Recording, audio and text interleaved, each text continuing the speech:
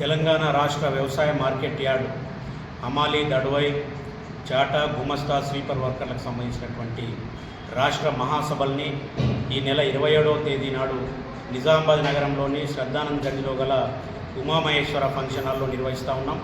ఈ మహాసభలకి నిజామాబాద్ రూరల్ శాసనసభ్యులు భూపతి రెడ్డి గారు, సిపిఐ పార్టీ శాసనసభ్యులు సిపిఐ రాష్ట్ర కార్యదర్శి కూనంనేని సాంబశివరావు గారు, ఏఐటీయూసీ రాష్ట్ర ప్రధాన కార్యదర్శి ఎస్ బాలరాజు గారు ముఖ్య అతిథులుగా విచ్చేస్తూ ఉన్నారు. అదే రకంగా వ్యవసాయ మార్కెట్ యార్డ్ చైర్మన్ ముప్ప గంగారెడ్డి గారు ముఖ్య అతిథులుగా విచ్చేస్తూ ఉన్నారు.